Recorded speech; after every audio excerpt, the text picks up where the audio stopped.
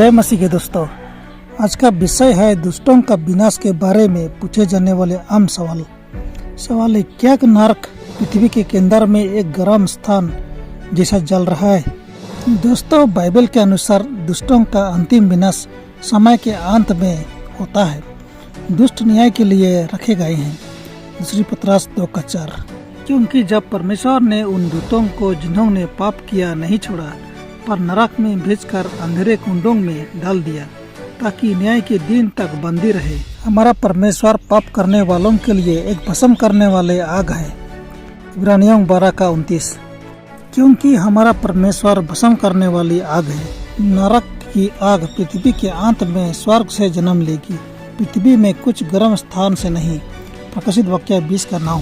और वे सारी पृथ्वी पर फैल जाएंगी और पवित्र लोगों की छावनी और प्रिय नगर को घेर लेंगे और आग स्वर्ग से उतरकर उन्हें भस्म करेगी। पापी लोग पूरी तरह से नाश हो जाएंगे।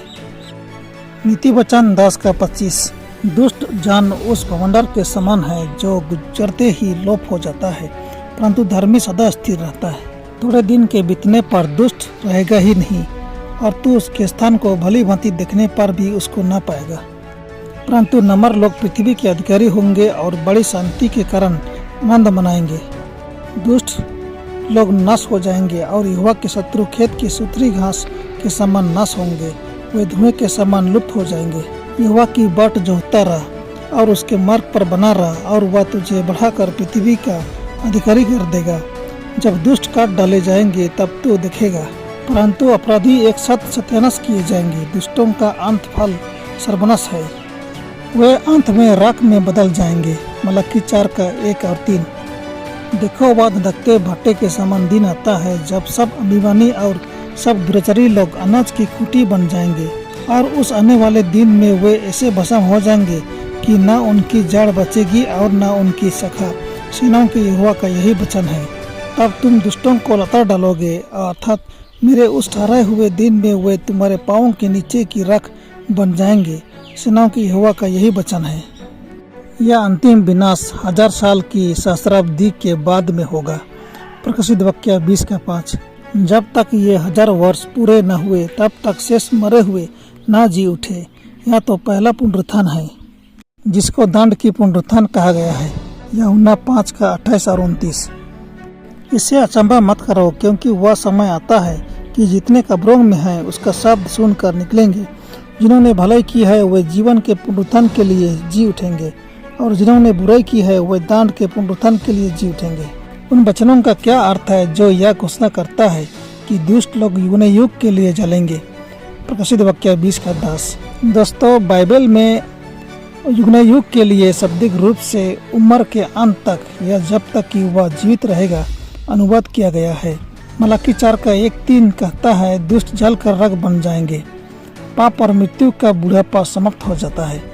परमेश्वर एक नए युग में बदलेगा। प्रकाशित वाक्य 21:1-4। फिर मैंने नए आकाश और नई पृथ्वी को देखा, क्योंकि पहला आकाश और पहली पृथ्वी जाती रही थी और समुद्र भी न रहा। फिर मैंने पवित्र नगर नए यरूशलेम को स्वर्ग से परमेश्वर के पास से उतरते देखा, और वह उस दुल्हन के समान थी जो अपने दूल्हे के लिए श्रृंगार किए हों। फिर मैंने सिंहासन में से किसी को ऊंचे शब्द से यह कहते हुए सुना, देख, परमेश्वर का डेरा मनुष्यों के बीच में है। वह उनके साथ डेरा करेगा और वे उसके लोग होंगे, और परमेश्वर आप उनके साथ रहेगा और उनका परमेश्वर होगा। और वह उनकी आंखों से सब आंसू पोंछ डालेगा, और इसके बाद मृत्यु न रहेगी, और न शोक, न विलाप, न पीड़ा रहेगी। पहली बातें जाती रहीं। परमेश्वर एक नया आकाश और नई पृथ्वी बनाएगा जिसमें कोई रोना, मृत्यु, बीमारी या दर्द नहीं होगा। पुराने नियम में एक दास को अपने मालिक की सेवा हमेशा के लिए करनी थी। निर्गमन 21:6। तो उसका स्वामी उसको परमेश्वर के पास ले चले, फिर उसको द्वार के किवाड़ या बाजू के पास ले जाकर उसके कान में सुतारी से छेद करें, तब वह सदा उसकी सेवा करता रहे। हन्ना अपने बेटे शमूएल को हमेशा के लिए मंदिर ले आई। पहला शमूएल 1:22। परंतु हन्ना अपने पति से यह कहकर घर में रह गई, जब बालक का दूध छूट जाएगा तब मैं उसको ले जाऊंगी कि वह यहोवा को मुँह दिखाए और वहाँ सदा बना रहे। इन दोनों उदाहरणों में समय अवधि तब तक थी जब तक वे जीवित रहते थे। पहला शमूएल 1:28 स्पष्ट रूप से कहता है, अपने जीवन भर परमेश्वर के लिए सेवा करेगा। योना भी सदा के लिए शब्द को वेल के पेट में अपने अनुभव का वर्णन करने के लिए व्यवहार करता है। योना 2:6। मैं पहाड़ों की जड़ तक पहुंच गया था, मैं सदा के लिए भूमि में बंद हो गया था, तो भी है मेरे परमेश्वर यहोवा, तूने मेरे प्राणों को गड्ढे में से उठाया है। हमेशा का अर्थ एक सीमित समय था, एक अंतिम समय नहीं। यह तब तक था जब तक प्रभु ने उसे वेल के पेट में रखा। दुष्ट लोगों का सजा हमेशा के लिए होगी, मत्ती 25:46। और ये अनंत दंड भोगेंगे, परंतु धर्मी अनंत जीवन में प्रवेश करेंगे। वे नष्ट होंगे, जलकर राख हो जाएंगे, हमेशा के लिए गायब हो जाएंगे।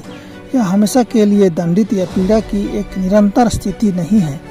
एक युग जलना इस नरक के विचार को परमेश्वर को एक ब्रह्मांडीय राक्षस बना देगा, जैसा कि वह अपने सृजित प्राणियों को नष्ट करने में प्रसन्न होता है।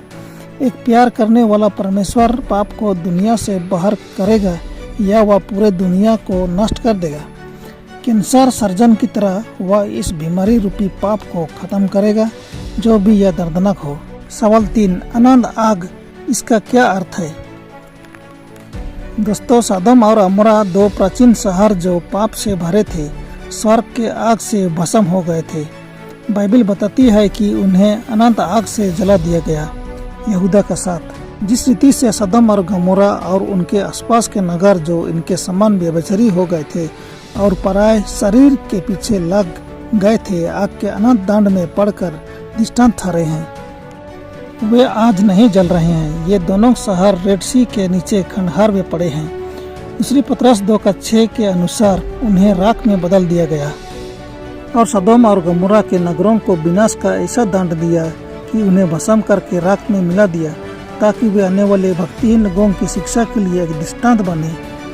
अनंत आग वह है जिसका प्रभाव अनंत के लिए है, जो पूरी तरह से नष्ट कर देती है। सवाल 4, क्या बाइबल मरकुस 9:43 और 48 में उस आग के बारे में नहीं बोलती है जिसे बुझाया नहीं जा सकता?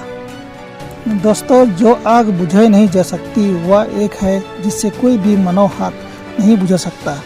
यह पूरी तरह से नष्ट करती है। यहूदियों का अनाज्ञाकारिता के परिणाम स्वरूप यरूशलेम को 70 AD में टाइटस द्वारा नष्ट कर दिया गया था।